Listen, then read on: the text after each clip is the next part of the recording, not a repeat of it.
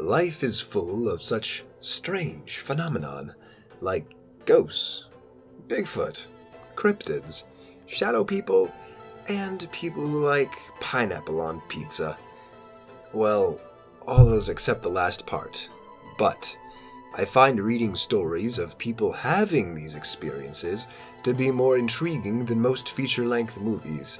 Hi, I'm Jacob Wilhelm, and if you are like me and enjoy browsing the dark and mysterious subreddits, the paranormal, or are just some crazy person with nowhere to go tonight, then this show's for you. All of these stories come from viewers, just like you, with added music, sound effects, and illustrations. I've collected a couple interesting stories for you this week, so welcome to Keeping Watch. Let's begin.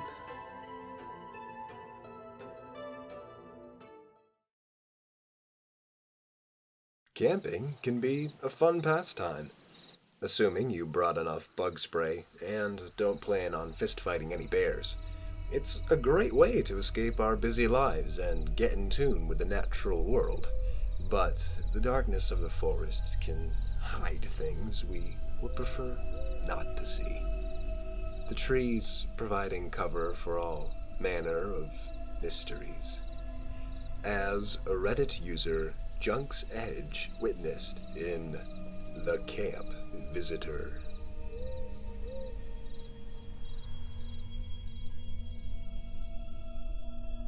I used to be in a group that's similar to the Scouts, so we spent a lot of time out in the woods and some weird stuff happened, often.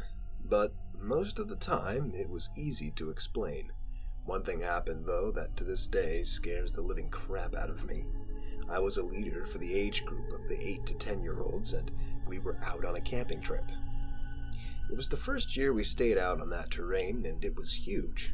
Normally, we tend to explore the majority of a terrain before the kids arrive, so we were aware of any possible dangerous spots to avoid. This time, it was impossible. Every camp we have what we call a night game. It's usually a scary game in which the kids have to complete several tasks while the leaders scare the ever-living snot out of them. Obviously, we had one too during that camp, so we masked up as monsters and hid out in the woods, close to the checkpoints they had to pass. While running in between checkpoints, I found an open stretch of forest with little to no foliage, so it was ideal for chasing after them. There was no real room to hide behind the trees, so I couldn't use my flashlight or they'd be able to see from miles away. It was dark, like the unsettling kind of dark that plays tricks on your eyes and you start imagining things that aren't real. During my stay there, I saw a shadow that was around my size running past me a few times. I couldn't see it very well, so I just assumed I was imagining things because nothing was there when I turned my flashlight on. The game was nearing its end, and I saw the shadow again.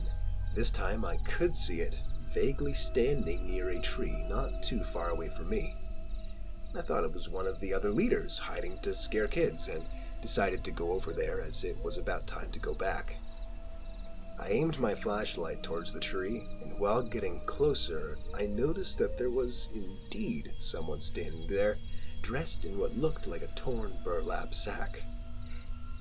Their head was covered with a few white plastic bags that looked like they were tied together. I started to feel pure dread. Something felt really off. I asked if everything was okay, but they didn't respond. The only thing I heard was this weird sound that sounded like someone was knocking on wood.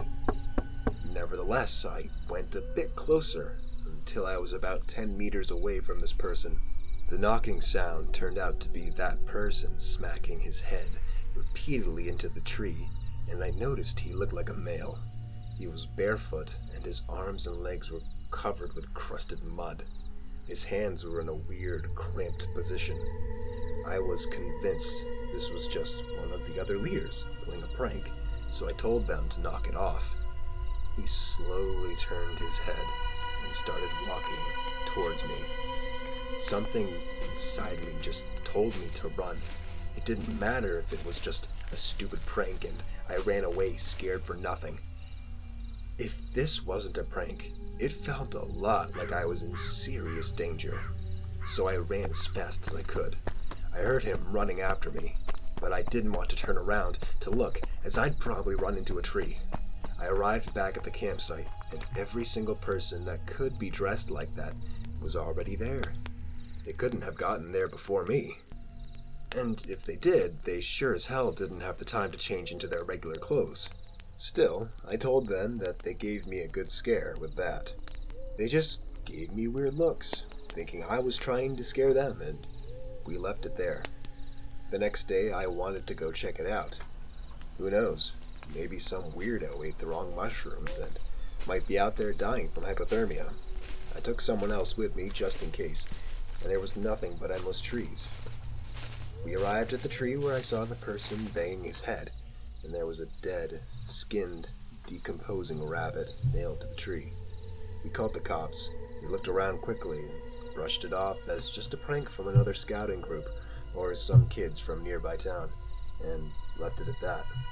We didn't notice anything weird after that, so it probably was a dumb prank, but seriously, some people have a messed up sense of humor.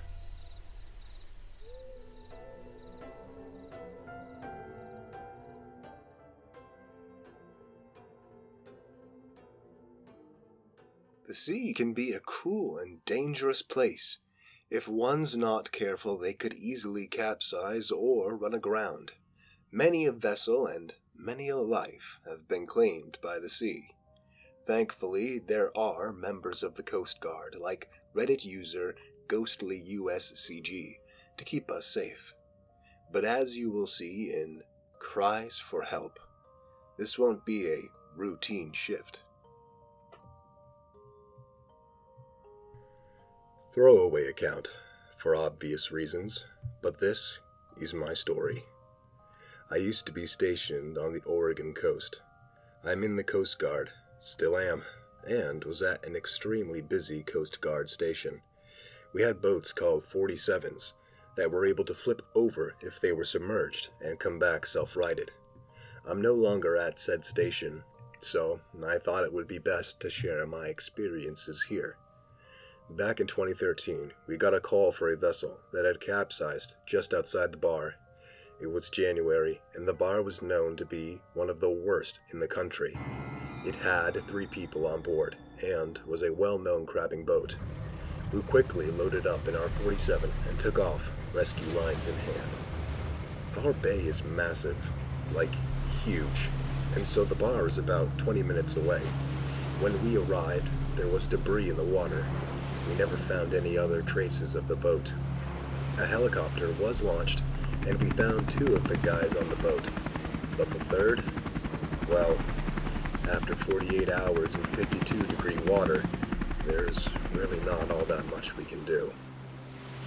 Fast forward to about 2 days later. It's about 10 in the evening, and I'm sitting in the radio room. We use that room to listen to Channel 16, the international hailing and distress frequency, to make sure nobody is in trouble. I'm sitting in the room with a good friend of mine, and we're just hanging out and talking until we could go to bed. Help me! Help me!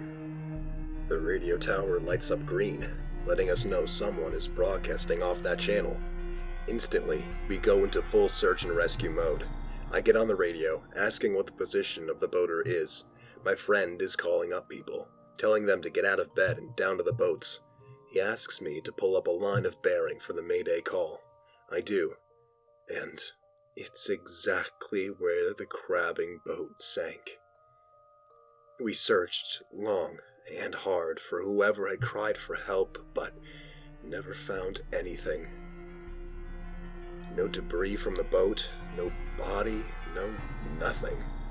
The strangest thing about that recording was that it sounded like an echo down a long corridor, or like someone shouting from the bottom of a well, not something that is heard over the radio. In my heart, I believe that since we didn't find anything else, that the call was the final cry of help from the man's soul, trapped at the bottom of the ocean, waiting for help that would never come.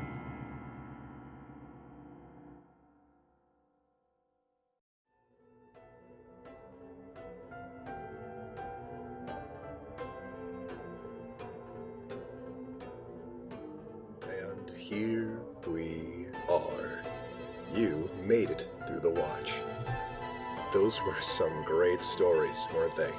If you have a story you would like to share and have illustrated, send it my way.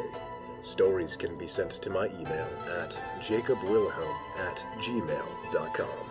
If you like what you see and want more episodes, like and subscribe.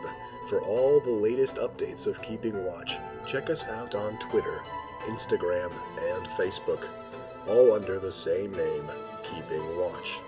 For first-hand accounts of the peculiar or the paranormal, keep it here. Thanks for keeping watch with us.